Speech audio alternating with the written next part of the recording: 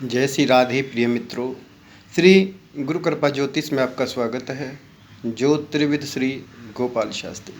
प्रिय मित्रों, 10 सितंबर से श्राद्ध प्रारंभ हो गई।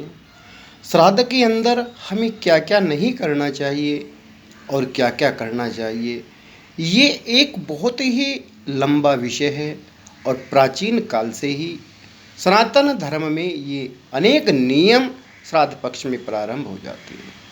तो कौन कौन से ऐसे नियम हैं जिनको अपना करके हम जीवन में अपने पूर्वजों का मान सम्मान कर सकते हैं, ताकि पूर्वज हमें अनेक आशीर्वाद दें।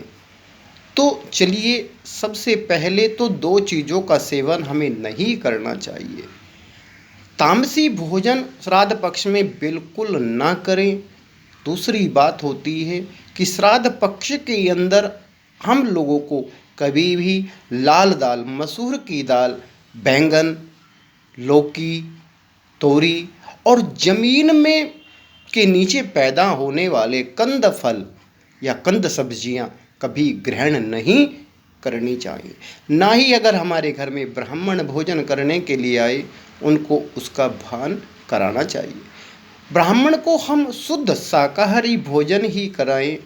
कभी भी हम उनको अशुद्ध भोजन, तामसी भोजन ग्रहण नहीं कराएं, वरना हमारे पितृ रुष्ट हो जाते।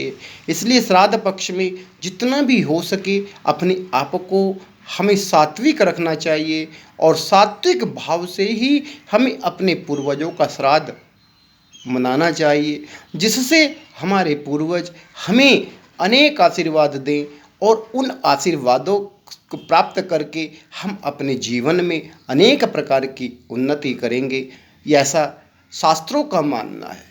और जब हम अपने पूर्वजों को उनका सम्मान देते हैं, जिस भी पूर्वज का श्राद्ध हो उस दिन उस पूर्वज के लिए आप उनके चित्र पर सर्वप्रथम माला लगाइए।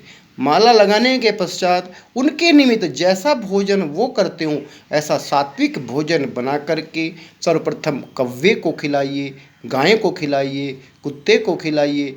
और उस पश्चात फिर आप अपने, हो सकता है अगर आपके घर में ब्राह्मण भोज हो जाए, ब्राह्मण का भोजन हो जाए तो अति उत्तम है। नहीं तो गऊ ग्रास निकाल करके गाय को आप भोजन करा दीजिए। निश्चित रूप से सभी देवी देवताओं को प्राप्त होगा, आपके पूर्वजों को प्राप्त होगा और वह पूर्वज आपको अनेक आशीर्वाद देता